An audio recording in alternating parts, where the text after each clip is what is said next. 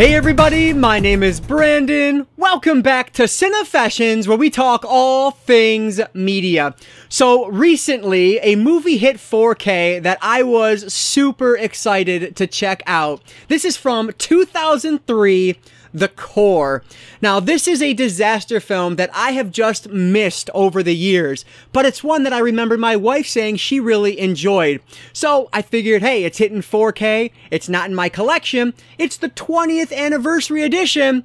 Let's pick this 4K disc up and check it out. So that's what we're going to be talking about today, is the Core, on 4K. Before we get into this, though, if you have a quick second, please hit that like button down below. That engagement really does help me out. But with that said, let's not waste any more time at all. Let's dive right into my 4K review of The Core.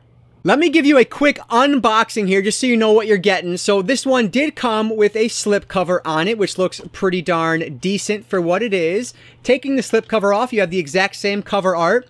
And then opening it up, that's what you get. A whole lot of black with some white text, and that's about it. This does come with a digital code, but no Blu-ray disc. So keep that in mind if you're someone who buys these for future upgrades or whatever the case is. No Blu-ray, just the 4K disc and that digital code. So that's it.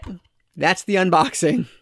So The Core from 2003 is directed by John Amiel, and this is a disaster film, as I mentioned. We are following the story of random catastrophes happening at the beginning. The very opening sequence, there is a bunch of people that just drop dead for some reason. Find out minutes later that it's because they all had pacemakers and something electromagnetic happened to make them all drop dead. And then minutes after that, we see a bunch of birds falling from the sky. And so these random or seemingly random catastrophes are happening, and it is up to our main characters to figure out what's going on. Well, it turns out that the Earth's core has just stopped rotating for one reason or another that the movie is very vague on. They touch on different reasons, maybe why it is, but they don't really ever go for it, which is kind of the name of the game with this entire movie. It never really just goes for it, and that was why this one was just such a disappointment to me. I would really consider our main three players here as Aaron Eckhart, who is kind of the brains behind the operation. He's this like ridiculously intelligent person, but he's still teaching like college classes for some reason instead of doing clearly bigger and better things like he could. But anyway, there's him, and then there's Hilary Swank, who is essentially our main astronaut in this.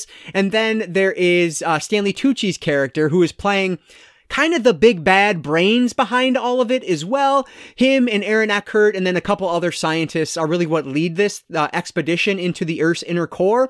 But he is definitely the villain of the film, if there has to be a villain character. Now that said, he is still fighting for the same goal, because if they don't get Earth's core rotating again, then the entire planet will be dead within a year. And so obviously they're all fighting for the same thing. But the movie hints at the idea that, like, Stanley Tucci's character could be partly, at least, responsible for the fact that the inner core has stopped rotating. But like I said earlier, like, they just don't really go for it, and they kind of leave that all open to interpretation, for better or worse. And frankly, I thought it was just kind of lazy screenwriting. Like, give me something. If you're gonna introduce it, at least do something with it to make it interesting. And that's just, they don't in this one. Across the board here, though, I think the acting is fine. It does pretty much exactly what it needs to do. It's honestly not asked to do too much, though. There are some, casualties in this, of course. It's a disaster film, so obviously that's the case. But they don't really have a lot of meaning behind them, maybe outside of like one or two. And I don't know if that's the actor's fault or if it's the script, but I'm always one that is going to blame the script more than the actors, because you can only really do what you're given. And there's just not a whole lot of depth to these characters, which wouldn't matter if there was more going on. But you don't get a ton of disaster sequences in this. You get one in the beginning, a couple, tossed in throughout, but it's not something like The Day After Tomorrow, where it's just these big, giant, awesome sequences. You get birds dying. You get a couple people falling over to start this. Like, it's nothing major, and so that was a little bit disappointing. And then on top of that, you don't even get a really good CGI spectacle, because the CGI in this movie is just laughable. Yes, this is from 2003, and oh boy, does it feel like it for many reasons. One of them being the CGI. It just looks cheap. It looks, you know, fake. It looks early 2000s CGI. And so it's not great in that aspect either. And then the other reason it feels very 2000s are just these characters. Like our Aaron Eckhart as the professor is the most early 2000 things I've seen in so long. It is hilarious. I was immediately transported back to high school and it was so funny. It's just, it feels of its time and it doesn't hold up that well because we've seen so many movies do it better. Frankly, even back at this point, there were movies doing it better. Things like Day After Tomorrow and things of that ilk. So it's just, it doesn't live up to kind of what I had it built up to be in my head as a 2000s disaster film, which typically I really enjoy. The pacing in this movie is just all over the place. So we start off super quickly. Characters just immediately know what's wrong. They immediately know how to fix it. And if they don't know how to fix it, they bring in a character who's just has the answers. No really questioning if it'll work and how, you know, difficult it'll be to make it happen. It's just, oh, you need $15 billion. Okay, let's do it. And then they go through the training together, which is like maybe 10 minutes of the film's runtime. It's ridiculously fast. And then it's super quick pacing at the beginning, which in a negative way. And then once they get there, so that's maybe the first quarter of the movie, and then the final 3/4 of the movie are them getting into the Earth's core, and it slows down to a snail's pace for most of that time. And so the pacing is just bad throughout this entire movie. At the beginning, it's too fast, and then the second or, you know, 3/4 of the film, it's just much too slow. And so this one felt really long to me. It's only just over 2 hours, but it felt like a 3-hour plus film. It just felt way longer than it needed to be. I will fully admit that if I saw this movie back in 2003, I probably would have been taken by it. It is, like I said, of its time, and I probably would have enjoyed the kind of mediocre special effects that were going on here. I love the story. The idea of what they're trying to do is so cool to me. But man, watching it today for the first time, it just doesn't hold up. This is a movie that if you watched it and liked it back in 2003, you'll probably say the same now. But if you're like me and didn't watch it previously, I would imagine you'll probably be a little bit disappointed with this one. So I am going to give The Core from 2003 2 out of 5 stars. Alright, so let's talk about the special features on this disc. As you can see, it's the 20th anniversary release, so it has to be loaded, right? Not a single one, not even a commentary track on this disc. That is incredibly disappointing when you look at the Shout Factory release, which does have special features included. They couldn't even port those over. Maybe they don't have the rights for them, I don't know, but that's still super disappointing that you're going to label this a 20th anniversary edition and not include a single special feature, not even a commentary track. Like, give me a bone here, like nothing at all. Completely 100% bare bones release. But maybe this disc can be saved if it has just incredible AV quality.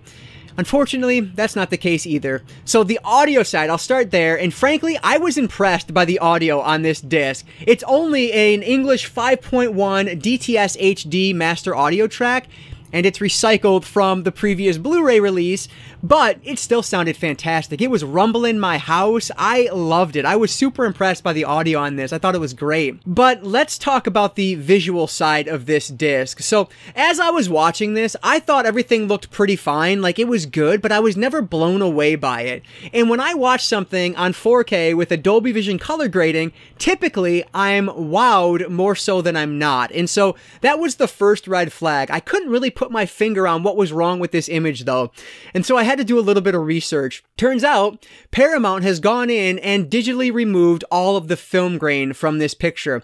And so that is the glossy look that I was noticing that I wasn't quite able to put my finger on while I was watching it. So if you compare this to the Shout Selects Blu-ray, you will see more film grain, which is natural. Again, it is supposed to be there. You will see more of that on the Shout Select Blu-ray versus this disc, which has DNR all over it, digital noise reduction done, that has taken away that film grain, and that gives it a more glossy look. Now, some people like that. My best friend, he loves that look.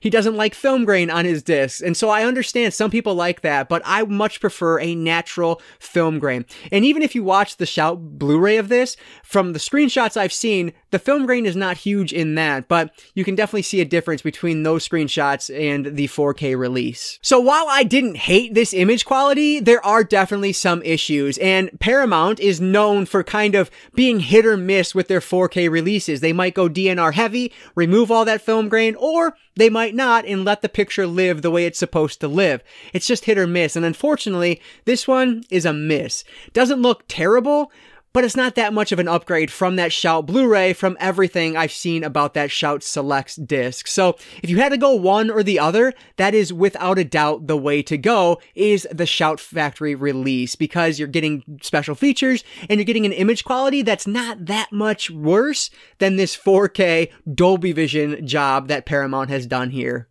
So I don't normally say this at the end of my 4K reviews, but The Core is a disc I should have skipped. I should have watched the movie streaming before I ended up picking up the disc to save myself the $22, because the movie's not that good. I didn't love it. I won't go back to it for the movie. I won't pop this disc back in for the special features because there are none. And there's no reason to put it on for the AV side. Yes, the audio sounds great to my ears, but the visuals don't, and there are other discs I own where both the audio and the visuals are better. So I would go to those before I would put this one in if I was just trying to showcase my setup for some reason. So The Core is a disc that I don't recommend. I think you should absolutely wait for a sale for this unless you are a die-hard Core fan. And even if you are, you probably already own the Shout Selects Blu-ray, so you can probably wait on this one either way. So I am going to give The Core on 4K from Paramount 1.5 out of 5 stars. All right, so those were just my thoughts on this 4K release, but I would love to hear from you guys down below. Did you pick this disc up and did you like it better than I did? Did you love the audio like I did? Because I thought that sounded great, but everything else about this, it just screams a budget release. Like, pick it up when it's $10 if you really want to get it. Otherwise, I think you might be disappointed like I was. But again, let me know. This is only one opinion. I could be completely wrong. I would love to hear from you guys down there about this and anything else you might have thoughts on. Leave those comments down below. I really appreciate it. With that said, guys, that is going to do it. So if you enjoyed this one, please hit that like button down below. That engagement really does help me out. And like I always say, I don't just talk movies, I talk all things media. Books, movies, video games, graphic novels, manga. If it's media related, I'm interested in it. And if you are too, you might consider subscribing. All right, guys, so that's going to do it for today. I just want to say thank you all so much for watching. And I want to encourage you to consume some media today. I'll catch you next time.